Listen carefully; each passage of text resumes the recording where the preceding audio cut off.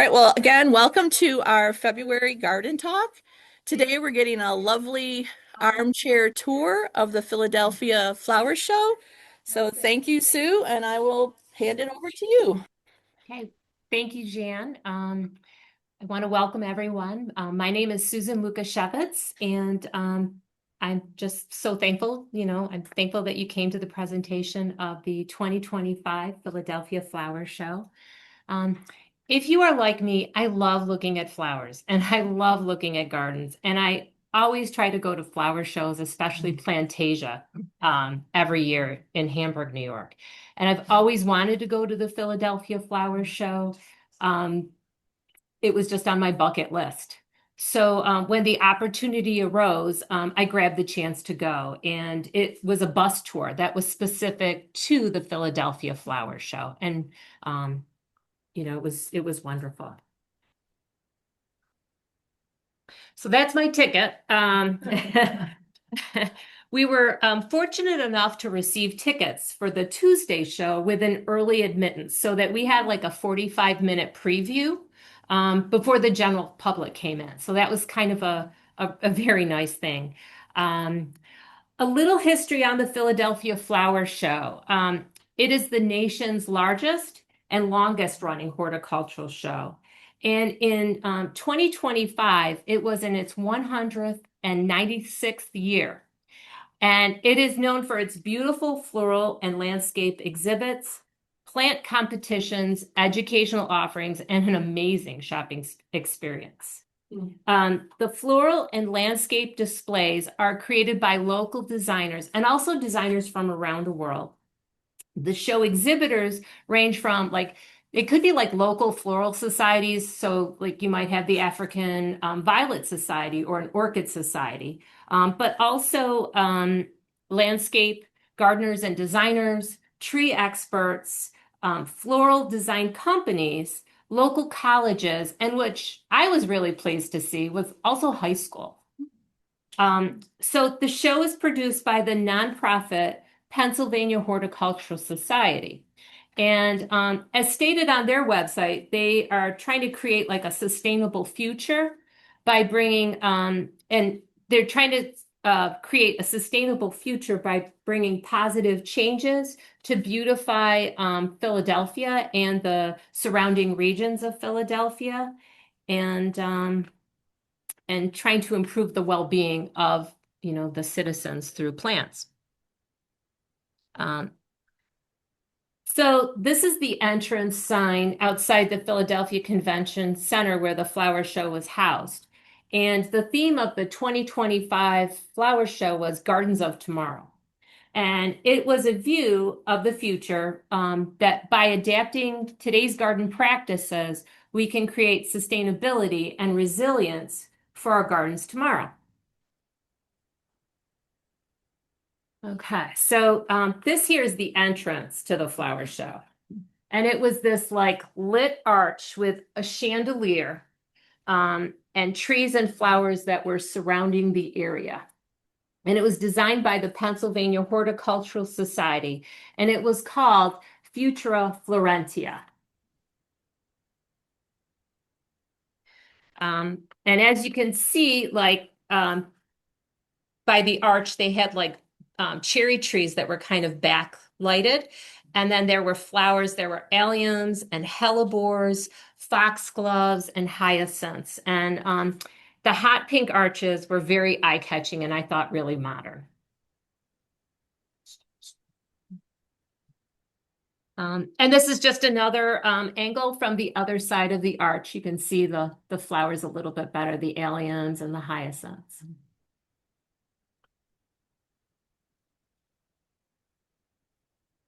And as you walked through the main entrance arches and looked up, there was this beautiful chandelier of orchids. So those were all orchids. I mean, and they just kind of kept that hot pink theme. It was really great. And then the entrance arches led to this here pavilion that had suspended flowers in clear tubes over water. And in front of the pavilion was a blue, orange, and pale pink display of flowers. And on each side of the pavilion, there were various shades of orange tulips. So you can see there's like, a lot of like the blue and orange theme, and some pale pink as well. But I just love that hot pink pavilion with the tubes of flowers. Um, and then these two large containers, there was one on the two containers were on each side of the pink pavilion, and they had this like beautiful flower arrangements that were, underplanted with the orange tulips, and they were just really quite a modern display. And at this point in time, I have to say, I was kind of I'll admit that I was a bit overcome with emotion, and it was almost like a pinch me moment because I couldn't believe I was there. So it was really exciting, and the entire exhibit from the Pennsylvania Horticultural Society was just truly spectacular. Um, so before we view the exhibits, I just wanted to talk a little bit about the judging. Because that is a part of the flower show. The major exhibits are judged into three categories: landscape, floral, and educational. And the competition in the major exhibits is for best in show for landscape and best in show for floral. And so these exhibits are judged on specific criteria from the judges. And then gold, silver, and bronze medals are also given in the major exhibit categories for design, horticulture, and educational value. And it's based on a system where every exhibit is given points by the judges. So depending on the number of points, you might receive like the gold for like 90 to 100 points, or a silver for 89 to 80 points, or a bronze for 79 points to 69 points. And several exhibitors may receive a gold medal in the landscape or the floral category. And then there's also trophies given to different societies. There might be like a mayor's trophy or a governor's trophy. A horticultural society from somewhere in the region of our country might also give a trophy, and even the Royal Horticultural Society presents an award. So I thought that was really, really interesting. Um, Okay, so the first display I saw was this constructed house facade, and it had like wilder meadow-like floral arrangements in the window boxes and on the ground level. And they used pollinator plants for this here display. Um, and as I proceeded past the house, there was this like charming party going on with this amazing wild dried flower chandelier up above. And it was designed by Jennifer Designs from South New Jersey, and it was titled Welcoming Wildlife Home. And the designer did win Best in Show in the floral category and a gold medal for floral design.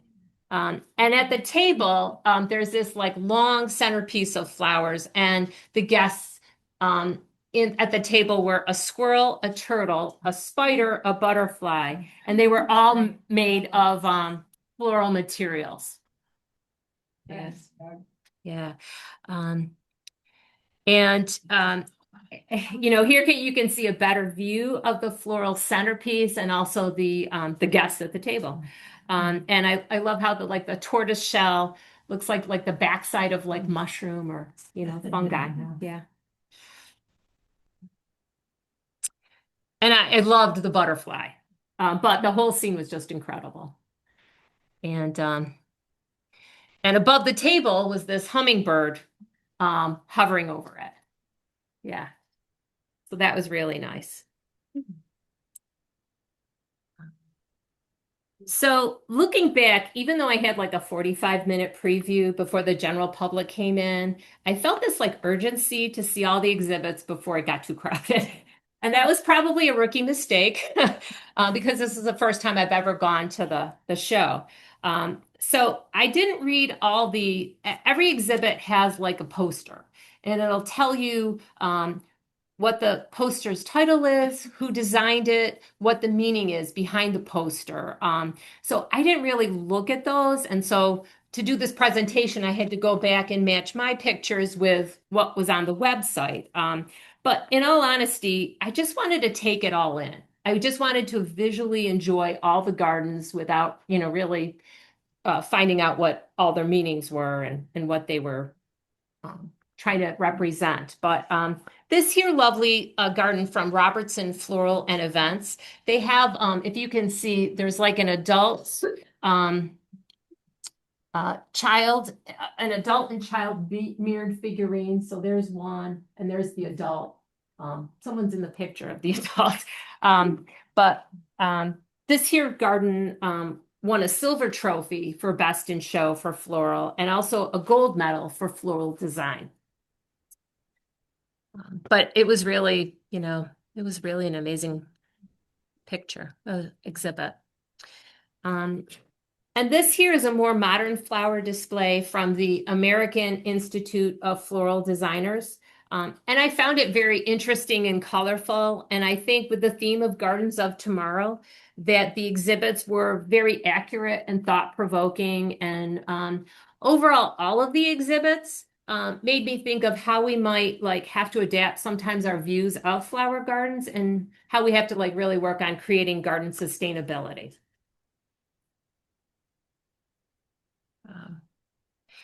So this was titled Sower Symphony, and the music stand had these music stands right here, like there, had sheet music of Don't Worry, Be Happy, and I Will Always Love You. And the poster up above, if you can see, it said, gaze into a world where flowers and music melt, their rhythms and melodies intertwining to stir the soul and uplift the spirit. And this here was designed by Tissa Rose Floral, and she did receive a silver medal for her floral display. I just really liked it. My father used to love playing piano. He loved playing classical music, and just seeing, I just thought how interesting to, have a floral display in a baby grand piano. So it was just very interesting. Okay, so this exhibit is from Susan Cohen Gardens, and they used a water tower as a hideaway or a relaxation spot. And the concept of reusing and repurposing of functional, industrial, and water elements to create green spaces. And I do like the concept of repurposing objects that are no longer functional. Who wouldn't love to crawl up in there and maybe take a nap or read a good book or get a bird's eye view of that, beautiful garden. So, I think that was a really great display. And then this here was a lively coaster carnival from Walder Orchids. It was just kind of fun. So this is one of the posters, and just kind of stating the exhibit, who did it, and the name of it, and what they were trying to, what the meaning was for their garden. And I really do love how they engaged high school students in the exhibits because they are the gardeners of tomorrow. So I just thought that was a really nice thing. And this here was their exhibit. The exhibit from W.B. Saul High School, and it demonstrates the importance of air, water, and soil for shaping sustainability in the future. And as you can see, they have solar panels on the roof and a rain barrel for collecting water so that we're not using, too much, well water or public water. So, all just trying to create that sustainability. That was a really nice exhibit. I loved this one. This exhibit was titled Bloom Where You're Planted. And it was by, I hope I'm saying this right, Lankinow Environmental Science Magnet High School. And it features classroom figures studying aquaponics. which is a food production system combining the raising of aquatic fish with hydroponics, which is raising of plants in water. And they're doing this simultaneously and symbiotically. So basically, the plants are in the water, the fish are swimming in that water, and the fish waste is fertilizing the plants, and the plants are filtering the water for the fish. And I was lucky to meet the teacher who I was lucky to meet the teacher from this high school, but also the high school student who was the engineer of the exhibit. And they were both, talking and answering questions. But the student, he was just so you could just see the pride and excitement on his face, and it was just lovely to see. And I was delighted to meet him. And I was also happy to see that the school received a bronze medal in the educational category. I just thought it was a lovely exhibit. Um, and I loved how they were inclusive with a student in a wheelchair. I don't know if can you see that? As part of their design and message. So that was nice. And then this is just another view of that exhibit.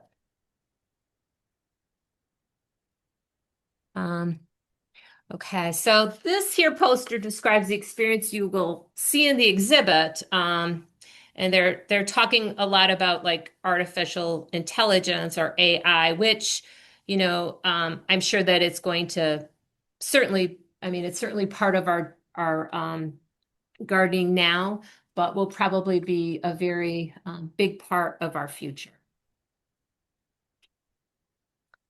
Um, And so part of that AI poster also coincided with this here.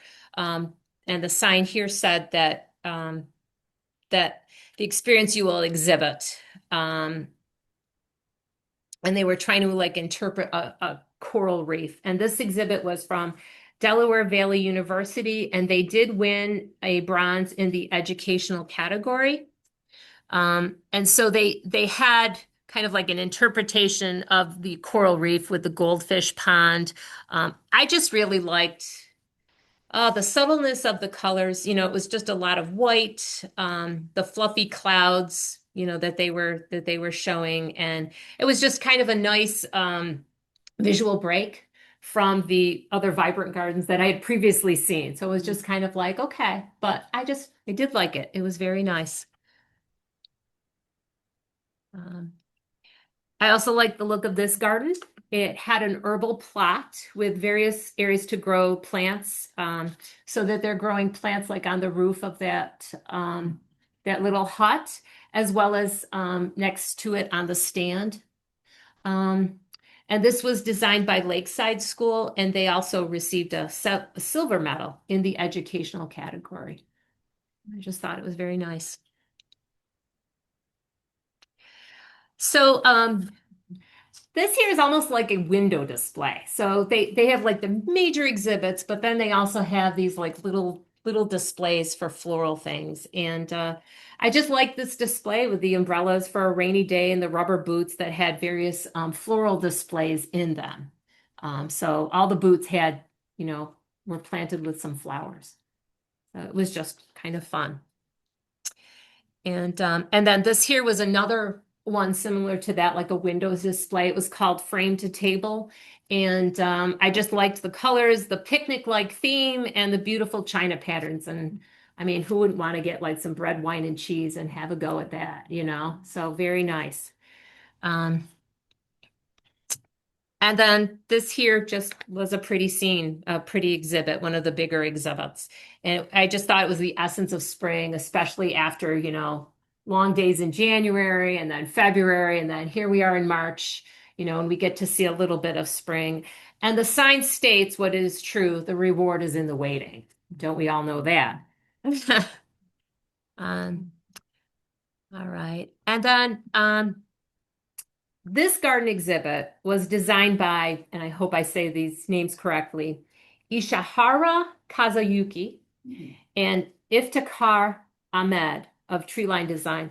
These two gentlemen collaborated together. Ishihara Kazuyuki is a Japanese designer. And The concept is that you journey through a lush landscape, balancing the adaptability of plants with the preservation of our planet. And they won a silver trophy for landscape design. And they also won a gold medal and a Royal Horticultural Society Choice Award. And just some fun, interesting information that I found about Ishihara Kazuyuki was that he has also entered into the Chelsea Flower Show in England, my other bucket list item. But he's won gold medals at the Chelsea Flower Show, and for 2025, he won Best in Show at Chelsea. So that was really nice to see. That's another kind of view of his of their garden. And this exhibit from Mark Cook Landscaping and Contracting won Best in Show for Landscape. And it was titled Signature of Time. And according to the website, the design reflects a journey of life through the blending of architecture and plants from diverse time zones. So that they were kind of trying to say that like plants have this nostalgic feeling for us. Like, you think of plants or perennials, like maybe, hollyhocks. You might think of, your grandmother grew hollyhocks in her garden, kind of a thing. And so, they're trying to say that, according to the website, that you have plants have certain meanings for us, but we also have to kind of make our landscapes so that they are adaptable to the future.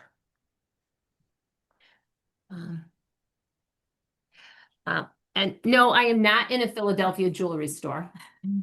But this interesting exhibit, so the show has a lot of exhibits, and this interesting exhibit used plant materials to make the jewelry. So all these beautiful rings here, there's a sign up there that for these rings that said the materials that they used. So the plant materials used for the rings on the left were New Zealand flax, Western red cedar, Naninda, bald cypress, Eastern redbud, blue lake bean, ginkgo, and common white birch. I mean, so to put all of that into those three rings, I mean, just amazing. To me, this here necklace looked like something Cleopatra would wear. I just loved it. And again, plant materials were made to create this jewelry. In the back, it read mustard seed, quinoa, pea seed, sesame seed, rose petal, clove, rose thorn, verbena, rose leaf, rattan, hydrangea, and magnolia leaf. And I can't imagine trying to like string all those tiny little seeds in order to get that very intricate beadwork in the necklace. But just so very interesting. All right, and then they also had a little display where they would, use flowers to decorate flip-flops. So a funny thing happened at the flower show. I was with my friend who is like, she's exuberant, she's a lot of fun, and very outgoing. So we were walking around by these here displays, the smaller exhibits. And this woman came up to us and she said to my friend, "Do I know you? You look familiar." And my friend said, "No, I'm not from around here, but I just have that every woman face." And they both broke out into, "I'm every woman." And I thought, oh my gosh. But we all had a good laugh. We were all laughing about it. And we had a lovely chat. And I noticed that she had like an exhibitor tag on her lanyard. And so I asked her, what were your exhibits? And she had we were away from the major exhibits. And she said, I think like she worked on one of those exhibits and she kind of pointed it over that way. And did you see it? And well, we kind of said, yes, we did, but I have no idea which one she worked on, to be honest with you. I didn't write anything down. But we said, yes, very nice. And then she also said, which was just some interesting back information, was that she was also a mentor to one of the a person who entered into the floral display category. So, I mean, I thought, wow, I just never really thought of that. And she said that the person that she was mentoring for her floral display wanted to put this bird's nest in. And she asked her if she could use a real live bird's nest for the display. And the woman we were talking to said, no, no, no, you can't do that. But I will make you a bird's nest using like twigs and moss. And she did. And the woman put that in her display. So I just thought, too, it was kind of nice that exhibitors could mentor. She also said that she had her husband, she wanted to enter her own, like the flower, one of the flower displays.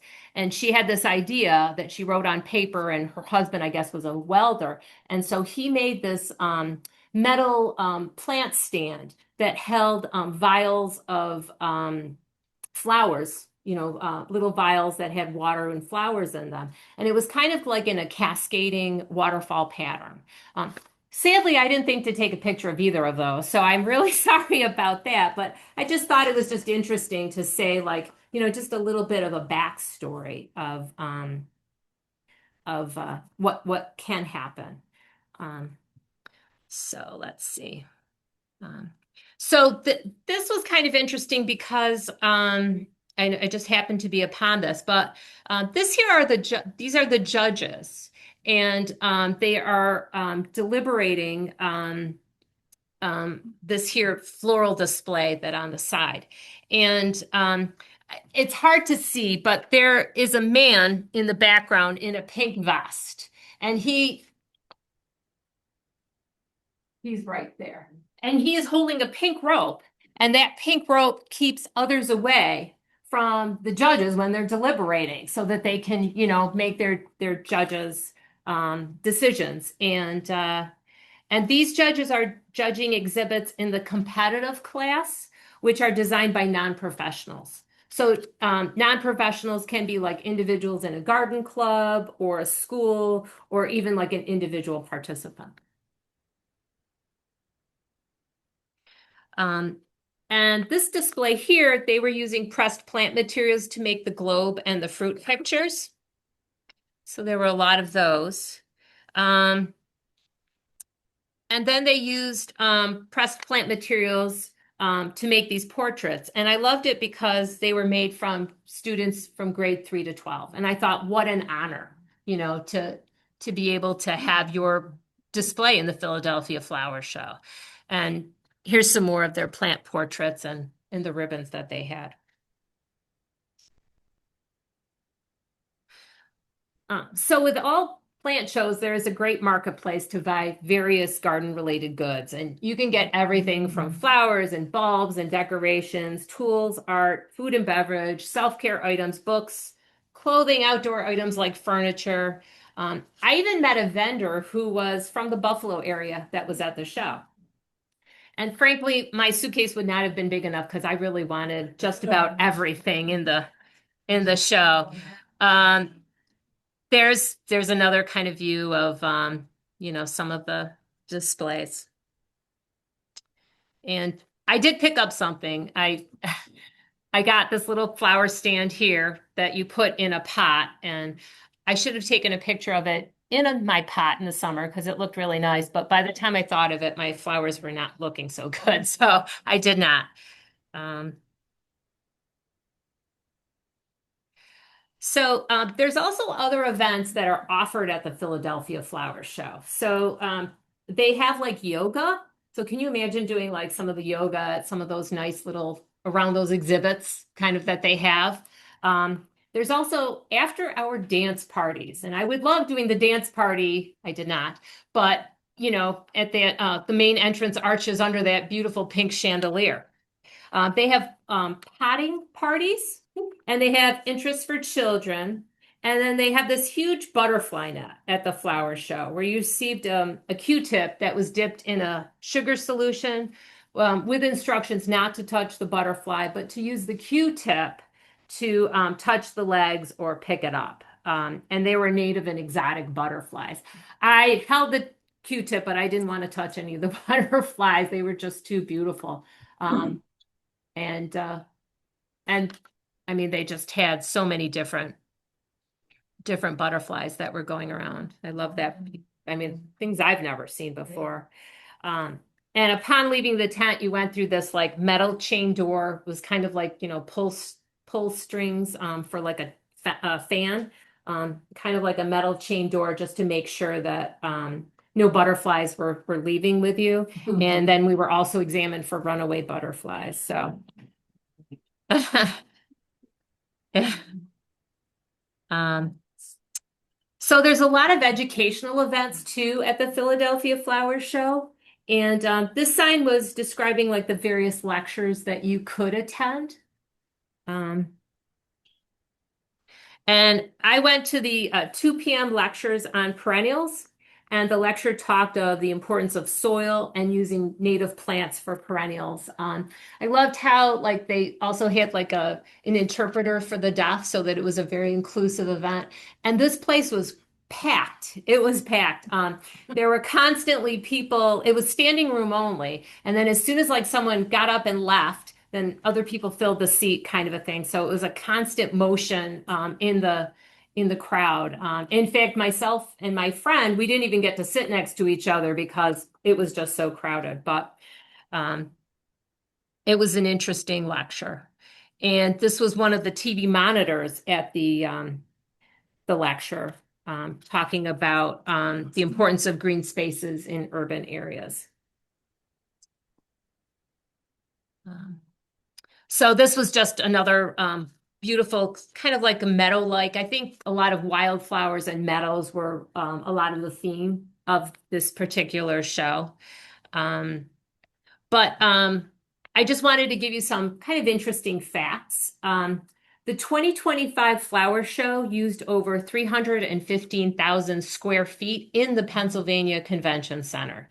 And there were 8 different exhibits in the landscape category, 7 in the floral, 8 in educational, 17 displays, promoters, and almost 240 vendors in the marketplace arena.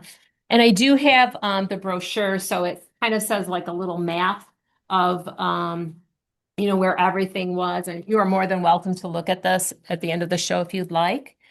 Um, the Pennsylvania Horticultural Society in 2024 wanted to make the show a zero waste event. So 549.83 tons of material were either donated or recycled.